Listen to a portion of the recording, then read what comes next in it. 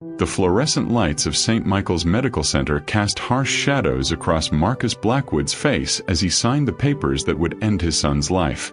His hand trembled, pen hovering over the dotted line. Behind him, a small voice shattered the silence. "Please don't do it. He can hear you." "I know because I heard everything too." Marcus turned to see a 12-year-old girl in a hospital gown, her dark eyes burning with an intensity that seemed impossible for someone so young. She stood in the doorway of his son's room, small and fragile, yet somehow immovable. "Daniel will wake up," Emma whispered. "But only if you believe in him the way someone believed in me." Little did Marcus know, this poor girl was about to reveal a truth that would shake everything he thought he understood about life, death, and the invisible threads that connect us all. Before we continue with this incredible journey, I spent countless hours researching and crafting this story to bring you something truly meaningful. If stories like this touch your heart and you want to see more acts of kindness that restore faith in humanity, please subscribe and hit the notification bell. It means the world to me and helps these important stories reach others who need to hear them. Now, let's see what happens next. 3 weeks earlier, Emma Rodriguez had stood in the same pediatric wing, surrounded by doctors who called her recovery a medical anomaly. 6 weeks in a coma. 0 brain activity for the first 4. Every neurologist had told her parents the same thing. Prepare for the worst. Let her go. She's already gone. But Emma hadn't been gone. She remembered everything. Every whispered conversation. Every sob her mother tried to muffle. Every time her 8-year-old brother Miguel pressed his sticky fingers against her palm and begged her to wake up for his birthday. The darkness hadn't been empty. It had been full of voices, and those voices had been her lighthouse in an endless black ocean. Now, as she completed her final physical therapy session, Sarah Chen, the nurse who'd cared for her during those terrible weeks, adjusted Emma's foreport and smiled sadly. "You're going home tomorrow, sweetheart. Your miracle is complete." But Emma's attention had drifted down the hallway, to room 408, where machines beeped a lonely rhythm. "Tell me about him again," Emma said quietly. "About Daniel." Sarah's smile faded. She'd made the mistake of sharing too much with Emma over the past weeks.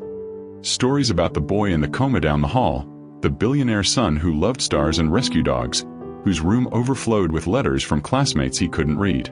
"Emma, honey, Daniel's situation is different." "Huh?" Emma's voice carried an edge that made Sarah pause. "How is it different?" "The doctors said I was gone too.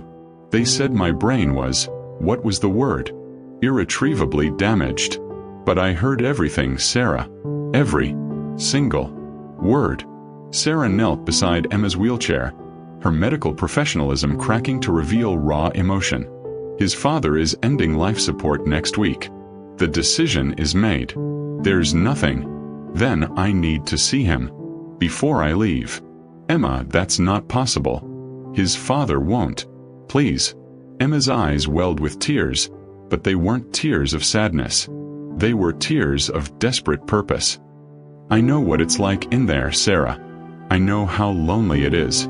How the silence presses on you like water.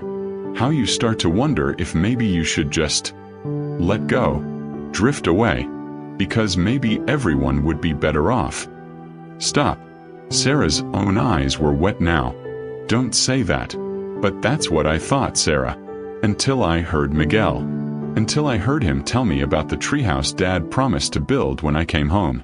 Until I heard Mom reading me the end of Harry Potter because she knew I was dying to know how it ended." Emma grabbed Sarah's hand.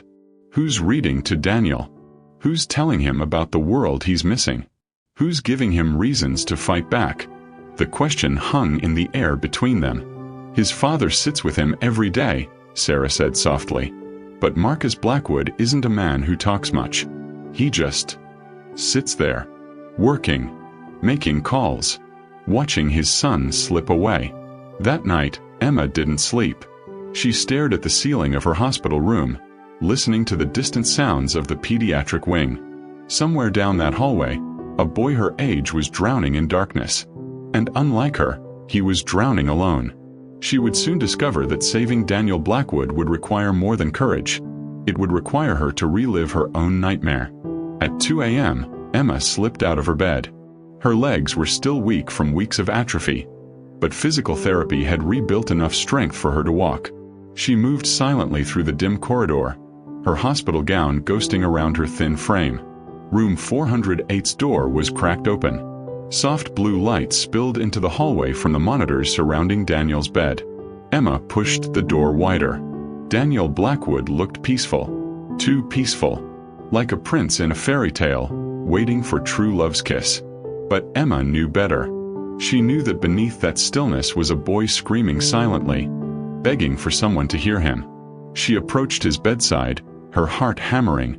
The machines that breathed for him created a mechanical symphony that Emma recognized from her own time in the void. She reached out and touched his hand. It was warm but unresponsive. "Hi, Daniel," she whispered.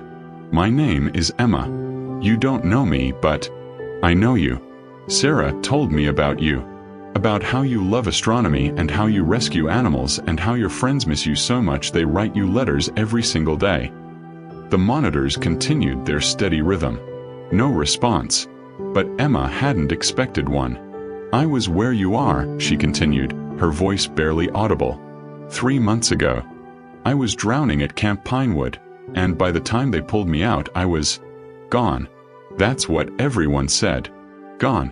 But I wasn't gone, Daniel. I was just trapped.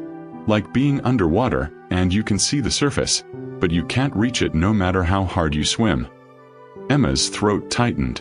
She was 12 years old, standing in a hospital room in the middle of the night, talking to a comatose boy, and suddenly the weight of everything.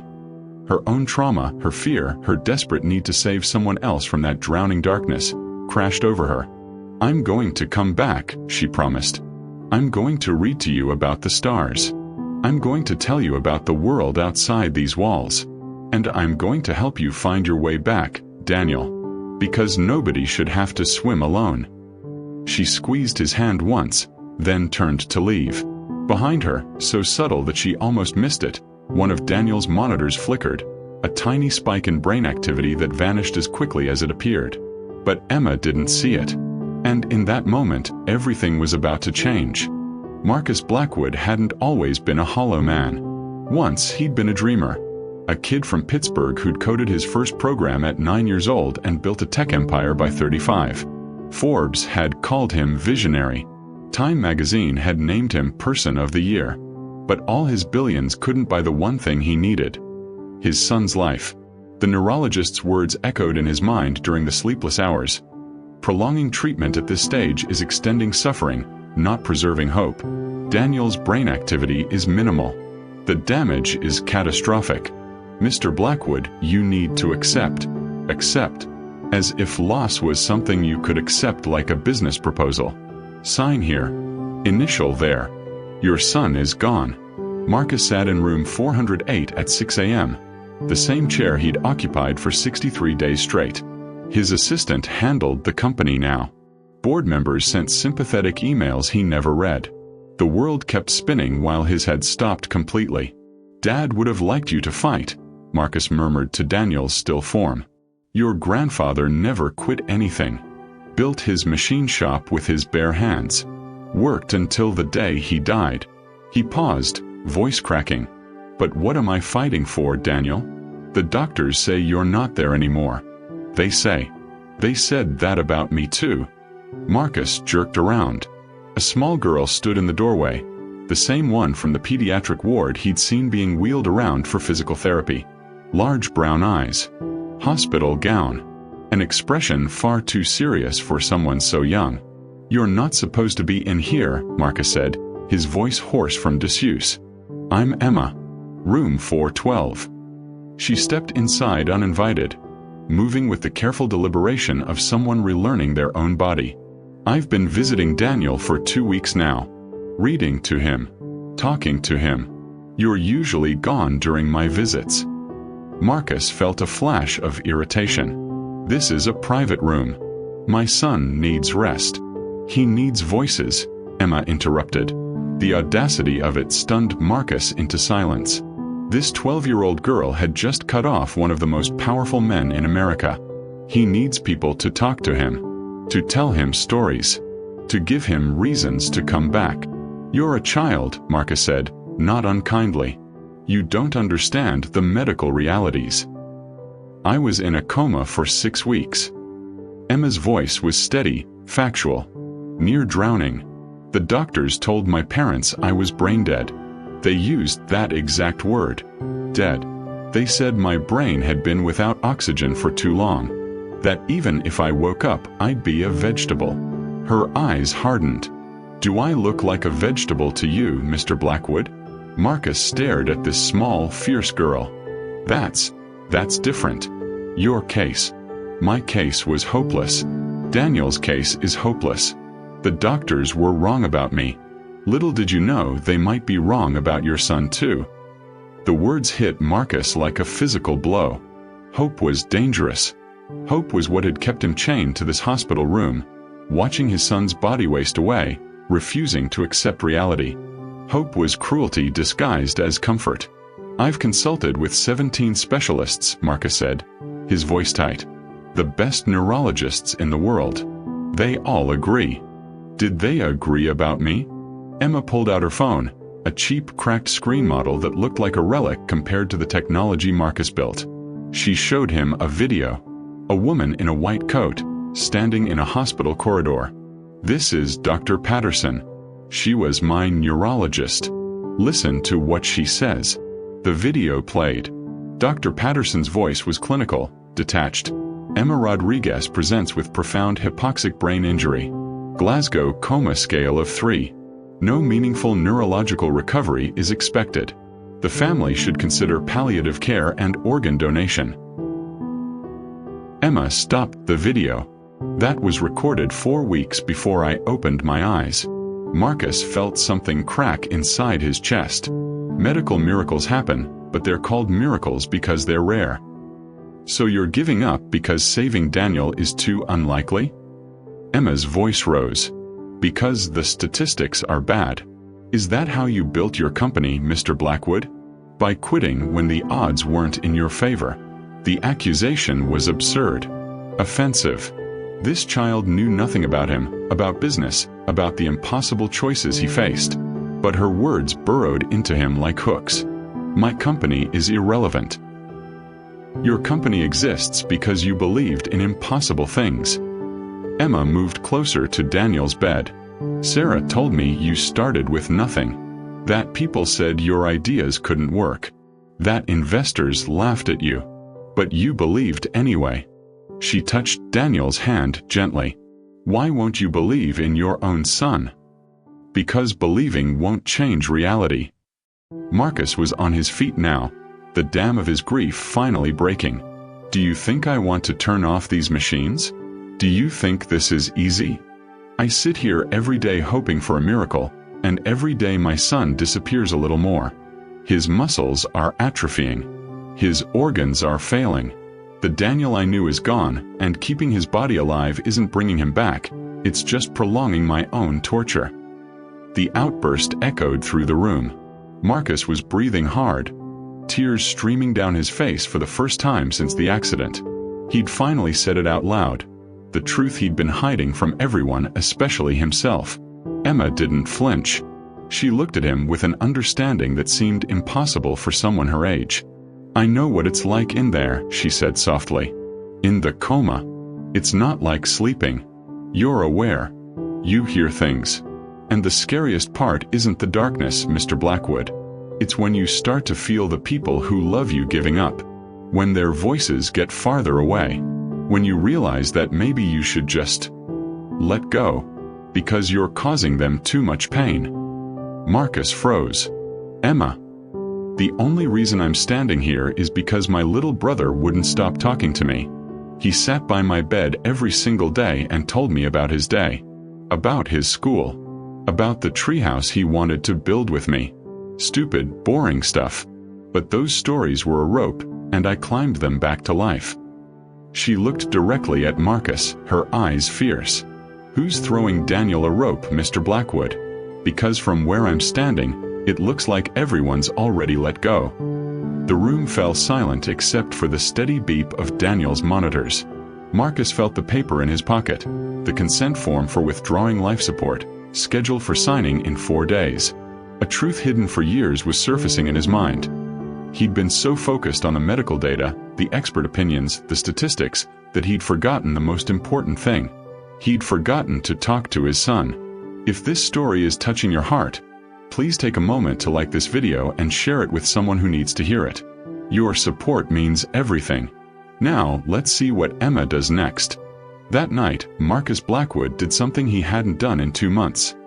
He went home. Not to sleep. Sleep was impossible, but to retrieve something from Daniel's room. The house felt like a mausoleum.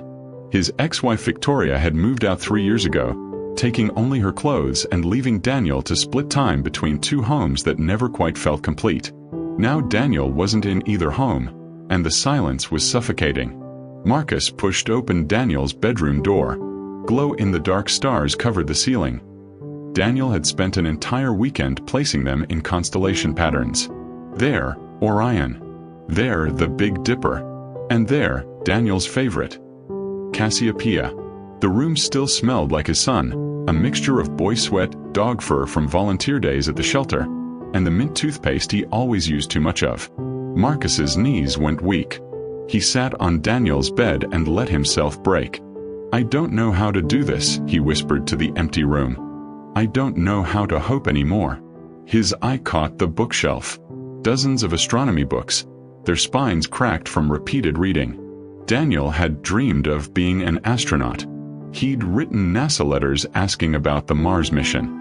He'd built model rockets that never quite flew right but that he'd launched anyway, laughing as they crashed into the backyard grass. Marcus grabbed 3 books and a laptop containing Daniel's astronomy project from school. As he left, he paused at the doorway. "I'm coming back," he said to the room. "We're coming back. Together." At midnight, Marcus returned to room 408. He found Emma there, sitting beside Daniel's bed, reading from a tattered paperback. "Harry Potter," Emma said without looking up. "He has the whole series on his shelf, but this one's the most worn. Must be his favorite." She glanced at Marcus. "You came back. So did you. Don't you ever sleep?" "Not much. Not since." She trailed off, but Marcus understood. Trauma didn't respect visiting hours. Marcus held up the books and laptop. I thought maybe we could read to him. About the stars.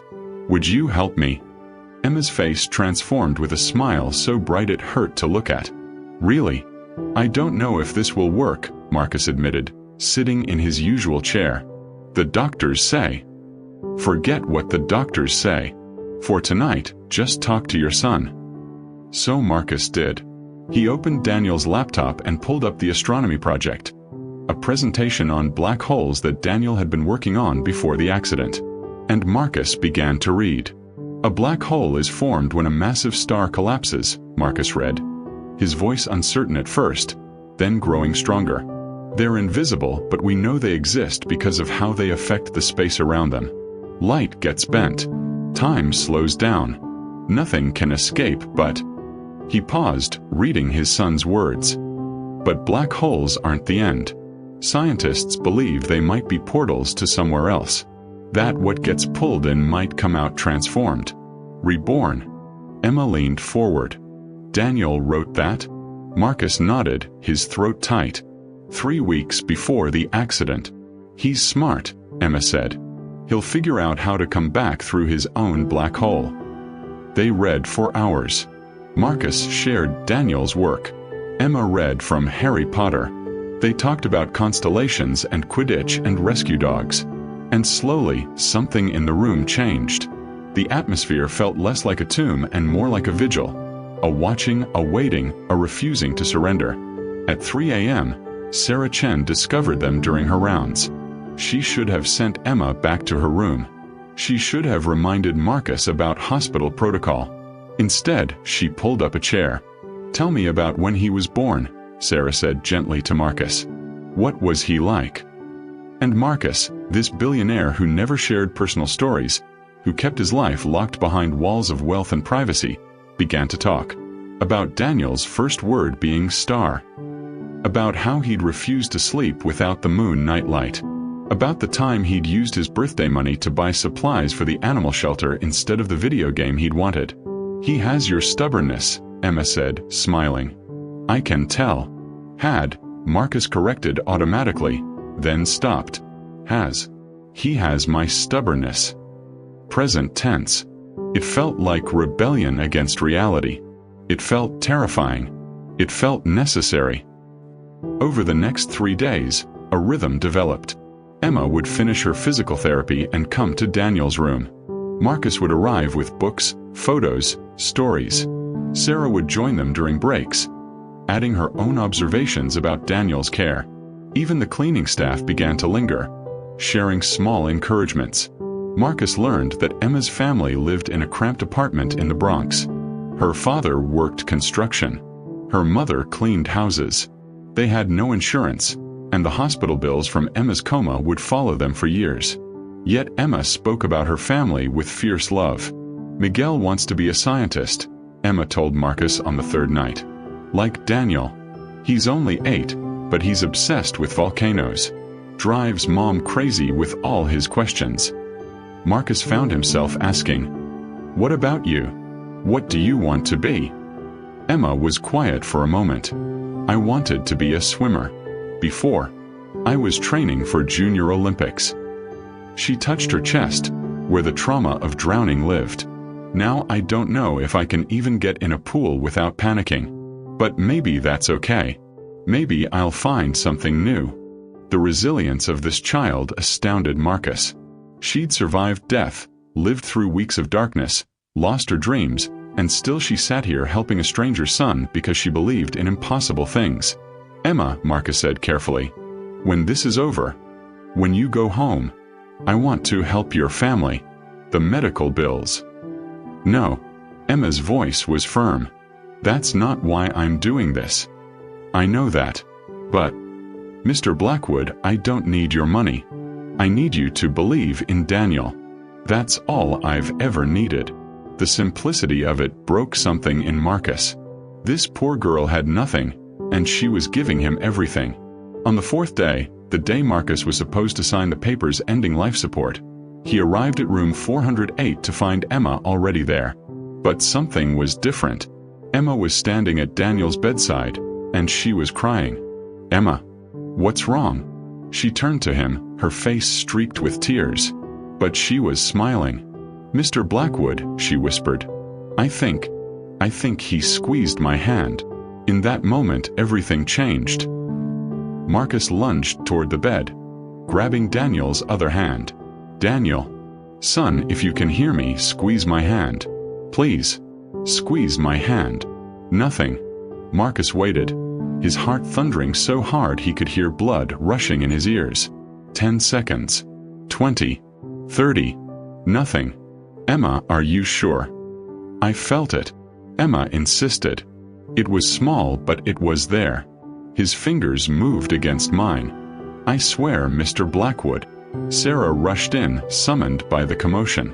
"What's happening?" "Emma says Daniel squeezed her hand," Marcus said, his voice caught between hope and despair. "But he's not responding now. I don't know if..." Sarah checked Daniel's vitals, her professional mask in place. "His heart rate is slightly elevated. Could be a reflex. Could be." "It wasn't a reflex," Emma said fiercely. "He heard me. I was telling him about the meteor shower next week. About how Miguel wants to watch it with him when he wakes up. And his hand moved." Sarah looked at Marcus, and in her eyes he saw pity. The kind of pity reserved for people who see miracles in random muscle spasms because they're desperate for hope. "I'll get Dr. Reeves," Sarah said gently. "He should examine Daniel." After she left, Marcus sank into his chair. The roller coaster of hope and disappointment was crushing. For one brilliant moment, he'd believed. "You don't believe me," Emma said quietly. "Emma, I want to believe you. But you don't." She looked at Daniel, her jaw set in that stubborn way Marcus had come to recognize. "That's okay. He knows I believe in him. That's what matters." Dr. Reeves arrived 20 minutes later, a kind man in his 50s who delivered the worst news Marcus had ever received. He performed a thorough examination, checking reflexes, responses, pupil dilation. "I don't see any change," Dr. Reeves said finally. "I'm sorry. Sometimes in cases like this, family members want so badly to see improvement that they interpret normal muscle reflexes as conscious response. It's completely understandable." "I'm not family," Emma interrupted. "And I know the difference between a reflex and a squeeze. I'm 12, not stupid." Dr. Reeves softened. "I didn't mean to imply." "Daniel is in there," Emma said, her voice shaking with emotion. "He's fighting. And everyone is so busy looking at their machines and their charts that they're not actually seeing him." "Emma," Dr. Reeves said gently, "I understand you had a remarkable recovery. But Daniel's injuries are different. His brain has suffered more extensive." "The doctors said my brain was destroyed. You want to see the scans?" They showed my parents pictures of dead tissue. Dead. But I came back. So maybe your machines don't know everything. The room fell into uncomfortable silence. Marcus watched this 12-year-old girl face down a renowned neurologist with more courage than he'd shown in 2 months. Dr. Reeves turned to Marcus. "I'll give you both a moment. But Mr. Blackwood, we need to discuss the timeline. The papers." "I'm not signing them today," Marcus said suddenly. The words came out before he'd consciously decided. "I need more time." Dr. Reeves's expression tightened. "How much more time?" "I don't know. A week. 2 weeks." "Mr. Blackwood, extending treatment indefinitely isn't." "I'm not talking about indefinitely. I'm talking about 2 weeks. Can you give me that?" Dr. Reeves looked between Marcus and Emma, then sighed. 2 weeks. But we'll need to have a serious conversation about Daniel's quality of life and what we're accomplishing by 2 weeks, Marcus repeated firmly. "That's all I'm asking." After Dr. Reeves left, Emma hugged Marcus impulsively. "Thank you. Thank you for believing." "I'm not sure I do believe," Marcus admitted. "But you've given me something I'd lost. You've given me hope. No, something better than hope. You've given me defiance." Emma grinned. "My mom says I'm too defiant for my own good." "Your mom is wrong. Defiance is what keeps us alive." That night, Marcus sat alone with Daniel after Emma returned to her room. The 2-week reprieve felt both like a gift and a burden. What would he do differently? How could he reach his son when medicine had failed? He thought about Emma's words.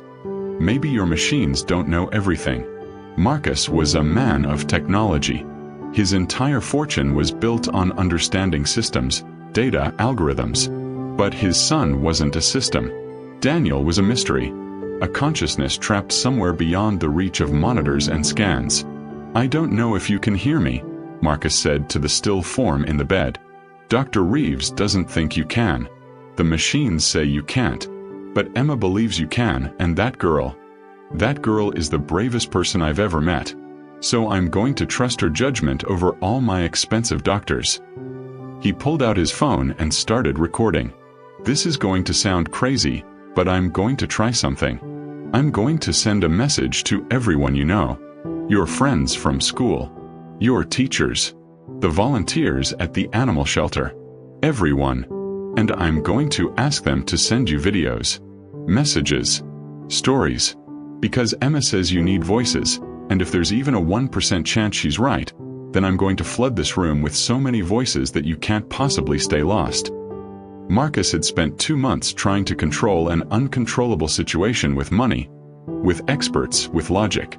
Now he was going to try something his wealth couldn't buy: community, connection, the messy, illogical, beautiful thing called love. The response was overwhelming. Within 24 hours, Marcus's email had generated over 300 video messages. Daniel's 6th grade classmates sent awkward but heartfelt recordings. His teachers shared favorite memories. The animal shelter staff showed the dogs he'd helped rescue, barking their own messages. Even kids Daniel had tutored in math sent shaky phone videos saying they missed him. Marcus played them on loop in room 408. The room that had been so silent for weeks now filled with life, with laughter, with the sound of people who loved Daniel and refused to let him go. Emma helped curate the messages, creating a playlist that ran day and night. She added her own videos too, showing Daniel the view from her hospital window, describing the autumn leaves, promising to show him the meteor shower next week if he would just open his eyes. On the 6th day of the 2-week reprieve, something extraordinary happened. Marcus was playing a video from Miguel. Emma's little brother had recorded himself talking about volcanoes, dedicating his rambling 8-year-old explanation to Daniel, who Emma says loves science like me.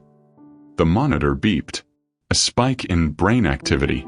Small but definitely there. Sarah checked the machines, her eyes widening. That's not a reflex. Marcus's hands trembled. What does it mean? It means something is changing. His brain is responding to stimuli. Sarah looked at Emma, who'd arrived for her afternoon visit. You might have been right. About the hand squeeze. About all of it. Emma didn't say, "I told you so." She simply sat beside Daniel and took his hand again. "See?" she whispered to him. "I knew you were in there. Keep fighting, Daniel.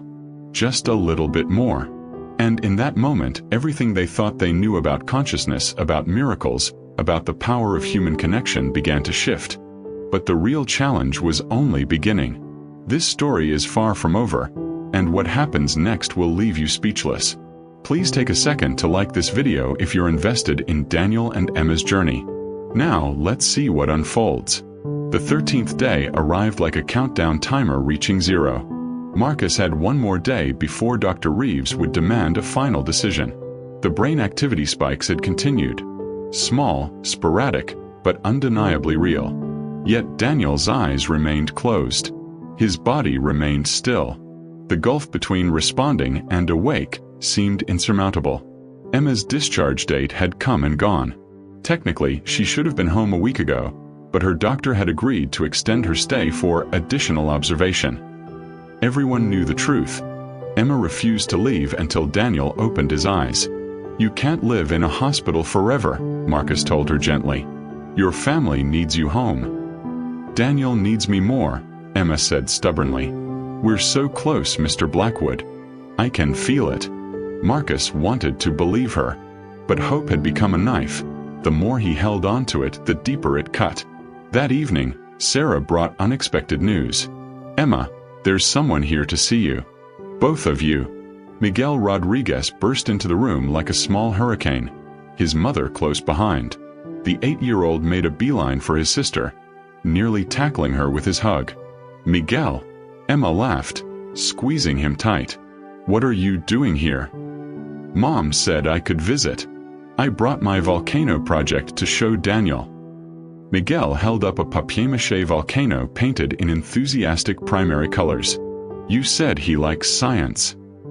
Mrs. Rodriguez nodded apologetically to Marcus. "I hope this is okay. Miguel has been asking every day." "It's more than okay," Marcus said, moved by the sight of this family's fierce love. Daniel would appreciate the company. Miguel approached Daniel's bed with the fearless curiosity only children possess. "Hi, Daniel. I'm Miguel. Emma told me you're stuck in a dark place, like she was. But she came back so you can too." He set his volcano on the bedside table. "When you wake up, I'm going to show you how it erupts. I used baking soda and vinegar. It's really cool." Miguel's innocent chatter filled the room. He talked about school, about his science fair project, about the meteor shower coming that night. His 8-year-old voice was bright and unafraid of the medical equipment, the tubes, the reality that Daniel might never hear him. But then something remarkable happened. Miguel was in the middle of explaining plate tectonics when he stopped abruptly. "Emma," his eyes moved. Everyone froze. "Miguel, don't." Mrs. Rodriguez started. "No, really. Look." They all turned to Daniel. At first, nothing. Then, so subtle that Marcus thought he'd imagined it, Daniel's eyelids fluttered. "Daniel." Marcus was at his son's side instantly. "Son, can you hear me?" Another flutter. Stronger this time. "Get Dr. Reeves," Sarah said, but she didn't leave to fetch him herself. None of them could look away. Emma took Daniel's hand. "Daniel, it's Emma. If you can hear me, squeeze my hand. Please. Show them I wasn't crazy." The monitors began beeping faster. Daniel's heart rate elevated. His breathing pattern changed slightly, the ventilator adjusting to his body's own attempts to breathe. And then, after 67 days of silence, Daniel Blackwood opened his eyes. The room erupted. Mrs. Rodriguez gasped. Miguel jumped up and down. Sarah ran to get the doctor. Marcus found himself frozen, afraid that blinking might make this miracle disappear. Daniel's eyes were unfocused at first, confused. They rolled slightly, adjusting to light after weeks of darkness. Then they found Emma's face and stopped. "Hi," Emma whispered, tears streaming down her cheeks. "Welcome back." Daniel's mouth moved. No sound came out. His throat was too damaged from the breathing tube. But his lips formed a word that Marcus would never forget. "Thanks." The next hours were chaos. Dr. Reeves performed emergency evaluations. Specialists were called. Tests were run. The breathing tube was carefully removed. Daniel faded in and out of consciousness, his brain exhausted from the effort of surfacing. But he was back. Against every prediction, every statistic, every expert opinion, Daniel was back.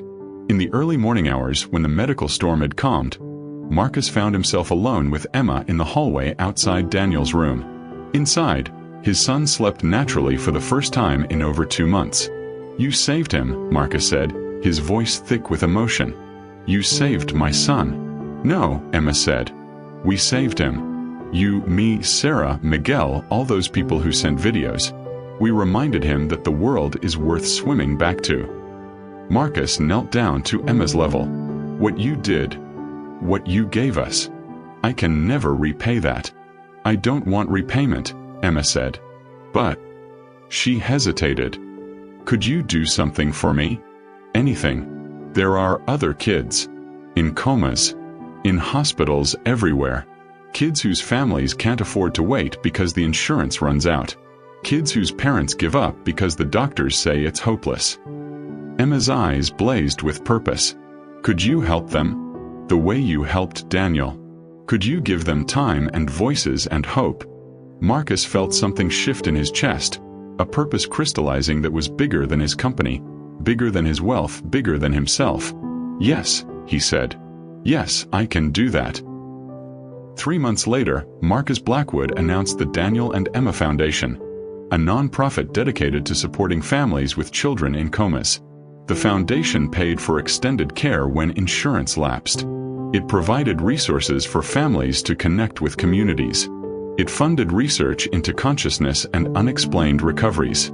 Daniel, still recovering but growing stronger every day, became the foundation's youngest ambassador. He and Emma presented at medical conferences, challenging doctors to look beyond machines and see the humans behind the statistics. Miguel's volcano became famous after Emma posted a video of Daniel finally seeing it erupt. The video went viral, and Miguel, thrilled with his newfound celebrity, declared he would be the scientist who solved comas forever. On a cold December night, Emma and Daniel watched the meteor shower from the hospital roof, a special permission granted by Sarah, who'd become part of their extended family. Miguel bounced between them, pointing out constellations with the astronomy book Daniel had given him.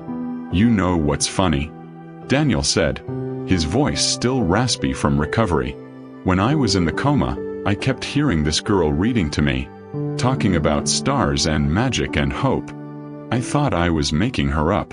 Like a dream." "Not a dream," Emma said, smiling. "A promise. I promised I'd show you the stars. You did more than that."